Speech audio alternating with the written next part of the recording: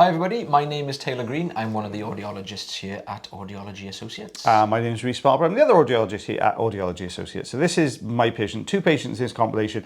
Stay tuned for Taylor's patient. It's a really good one. There's a long video of this one. So you can see with this particular patient, we've got this really deep plug of wax. Patient's been using loads of oil, in fairness to them, but the wax is just so hard, it just hasn't penetrated into the surface, and the front of this wax is smooth. So we just can't get that really good suction grip on here at the moment. I'm trying different areas. Kind of guessed at that point sometimes with the wax, like the main reason we tell most patients that are able to use olive oil is just because normally the wax removal is a lot easier once you've used the olive oil, but you do see it sometimes where the wax has just been there for so long and it's hardened so much. The oil just doesn't touch it at all. Just doesn't penetrate into that surface at all. It's really, really tough. It just doesn't get in there. So I'm going to use the rose inserter here, only because there was just a tiniest of gaps at the top. I'm just trying to tease this down the canal. I can't quite get behind it yet. There we go. It's on its way. There we are. The good thing is with that amount of olive oil, as soon as you did start to get it moving, it just slid, out of the canal. But yeah, and you can see that sort of domed surface. Why is there a domed surface on the front of the wax, everybody? Calbads. Calbads. Yeah, so you basically push it into really, really deep. So you can see this is what it looked like before. This is what it looks like afterwards. So very different ear canal there. Now very narrow ear canal. This, and you can see it's really, really narrow. So we're gonna have to go in. I think this has got to be the fine end, I would say, looking at the size of that canal. So just grabbing the edge pieces of wax here first. It's almost like it starts off and then it does. It did. It was like the sort of from the bowl and the entrance to the canal was quite wide, and it just very quickly went down in size. Oh my gosh! I had a patient yesterday, and this a very lovely lady. Oh my gosh, she had there was so much wax in her ear canals, and her ear canals went very narrow and then twisted and sort of curved. Oh, 45 minutes that lady was in the chair for getting her wax out. 45 minutes, it was a long one. I think that's probably going to come up on YouTube soon when I have a chance, when I've got a spare day and a half to edit it, because it's going to take that long to put the edit through. We'll be like this voicing it over. I think it'll probably condense to about 20 minutes. Before you came on the YouTube videos, I used to have to do hour-long videos for like the 100 episodes. She's like an hour of voiceovers. I think I did one of those live once, I think. Surprised we haven't done a live for ages. We need to do a live, I think. Yeah, I'm keen. Yeah, you haven't done one yet, have you? I haven't done one yet. No, you're going to have to do a live. Yeah, it'd be handy if there's 2 of us. I can just fall asleep in the corner then, you can carry on. I'll hand you the popcorn. I'll just drink all the beer. So it's coming away really nicely. You can see that that thick layer. It was really, really deep in there. Considering the size of that ear canal, that's a pretty That was a pretty full canal, wasn't it? That one, yeah, pretty full. But it looks a heck of a lot better there. The patient was hearing so much better. They actually took a photograph because they wanted to show their wife when they go home what it looked like. But what's that, 3/4 of an inch? See, this is why I'm not listening to you. You back it in, put it back in, put it back in. I do always say that to patients. I do charge extra, put it back in, mind, if you need to. I'd completely missed the inches. It's about 3/4 of an inch. I had you back, Taylor Green, there you go. Oh my God, this is mine. This particular patient comes to us very regularly, actually. They do suffer with issues with the skin, so I believe it's an eczema that this particular patient suffers with. And you can get it very telltale sometimes with these, like almost like skin plugs. There is wax in there, but there's a lot of skin mixed in amongst this one as well, which is what makes this quite tricky, because it's a similar story every time the patient comes in. It's always holding on somewhere behind, but there's so much in there.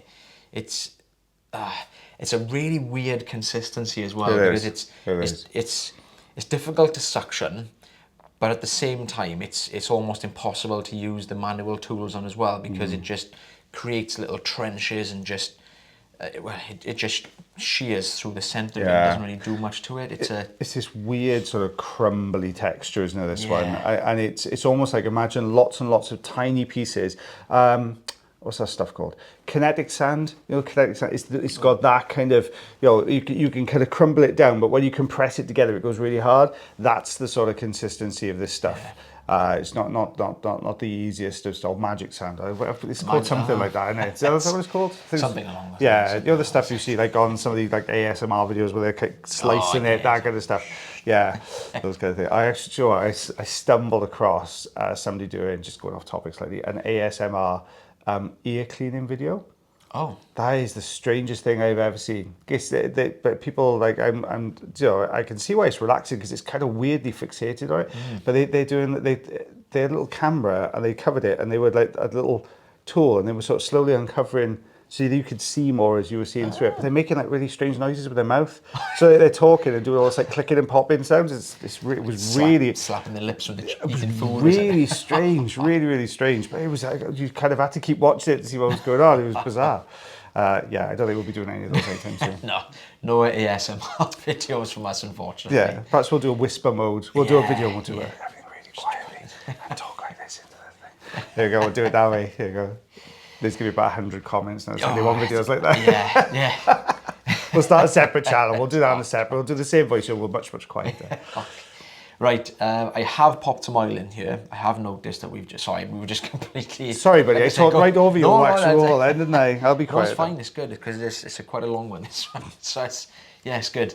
We can see we do have a little go at the rosin inserter here. I don't think it's really going to do much, to be fair, but I thought I'll give it a go, because it's being quite tough and troublesome at the moment, so there's a tiny little gap there for me to get into. And it's your favourite tool.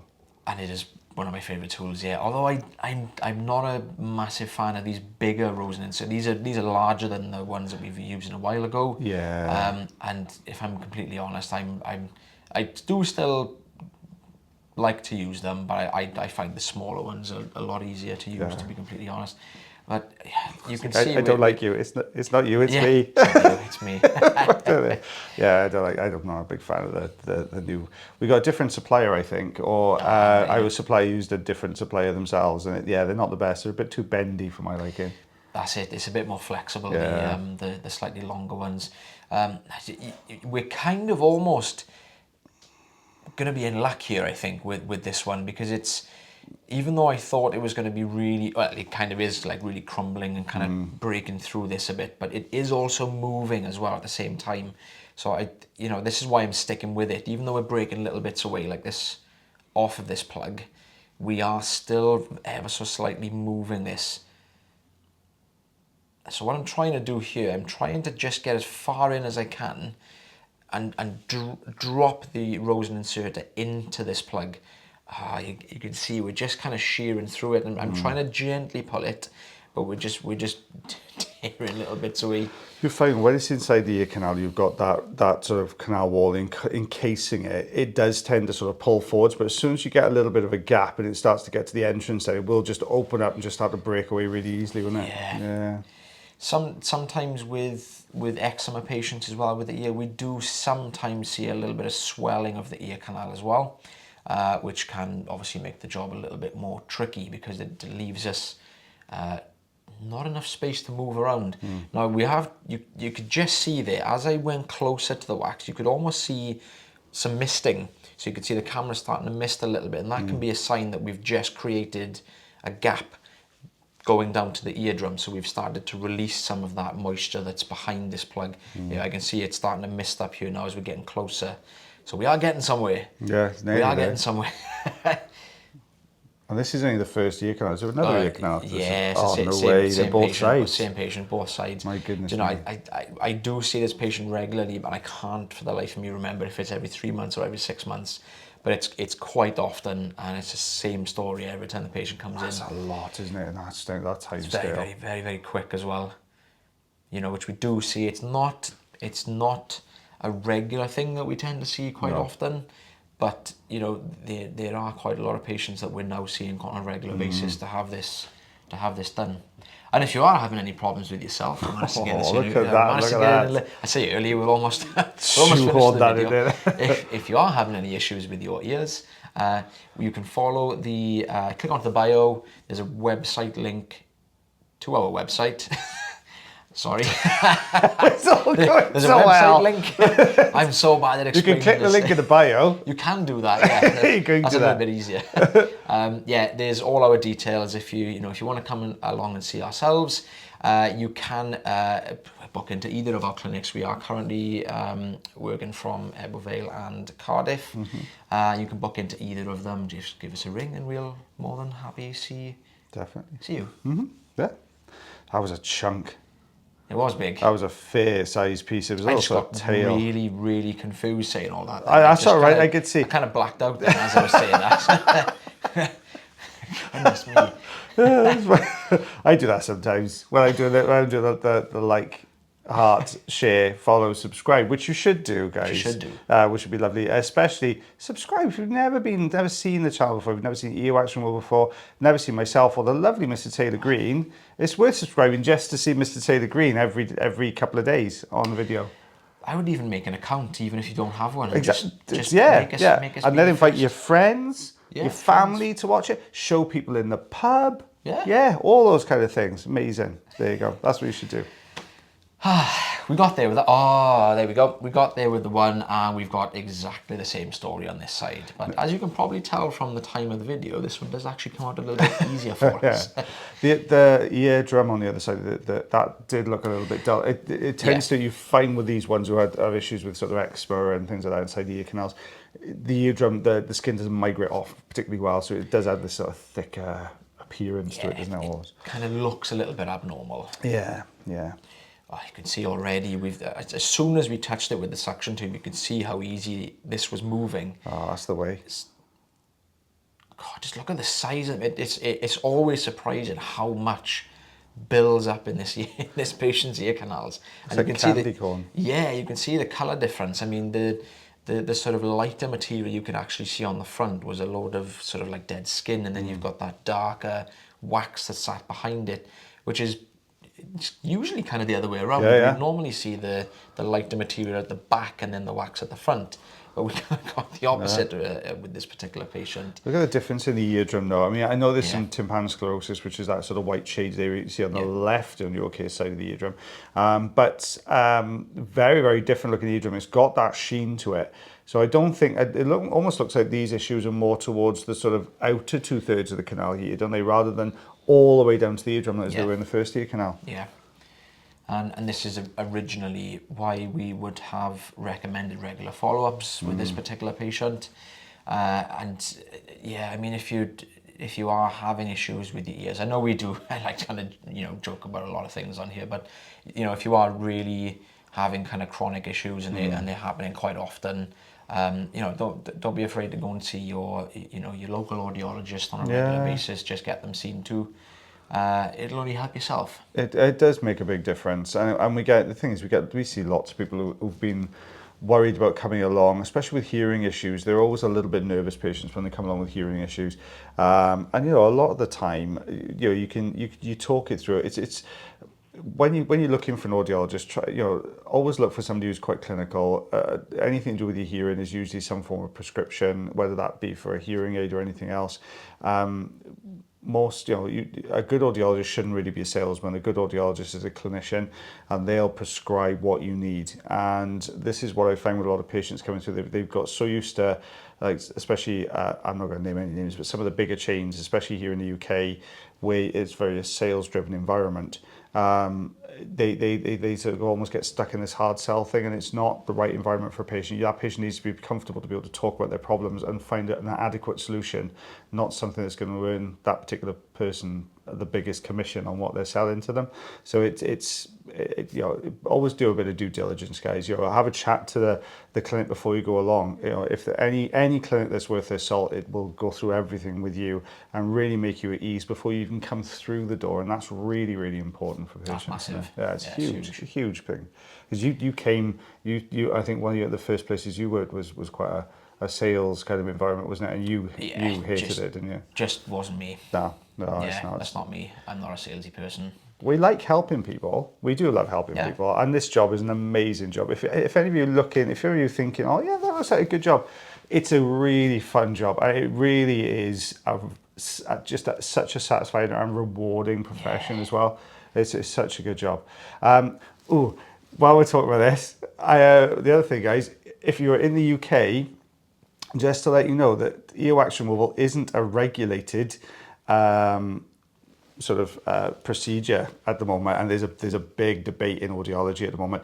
You can actually anybody can train to become an earwax removal specialist on usually a day or a half day course.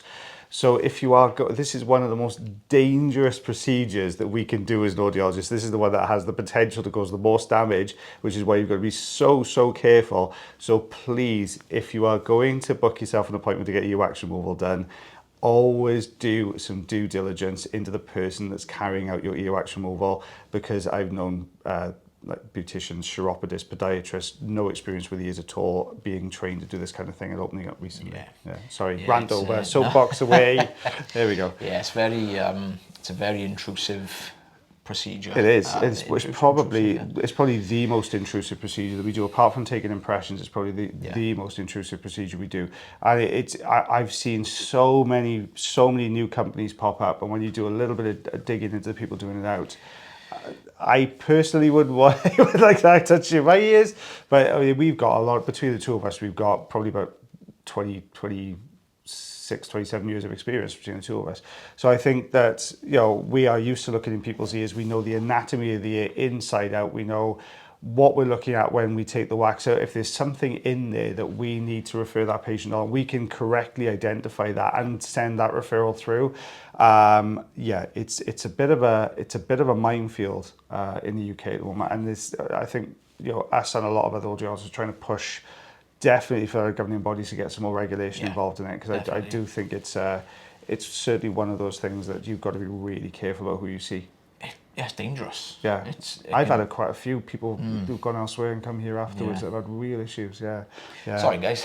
So we just had a little chat amongst ourselves now. We forgot you were there. Sorry, guys. There we go. My fault. But yeah, look at what came out going back to the wax removal. Oh yeah, well, that's what we're here for, isn't it? That's right. Yes. Nearly 2 inches of just wax that and is skin. A hell of a lot, isn't it? Yeah, so you could probably see as well, sorry guys, going back to the, as we just finished the ear, it was a little bit, there was a couple of little bits that were still left there, but I didn't want to be in the patient's ear for too long. So, we've cleared the blockage, and quite happy with what's come out, well, to be honest. Goodness me. That's 5 centimetres and lost every 3 to 6 months. Yeah. My goodness me, that's a lot. That is a fully, when you think about the ear canals, about 2.5 to 3 centimetres long. That's almost like 2 completely full ear canals. Yeah, breathe. Breathe. Well, guys, thank you very much for watching our video today. As always, take care of yourselves. Take care of your ears. And take care of one another and myself and the lovely Mr. Taylor Green. We'll see you again real soon. Bye, everyone. Bye.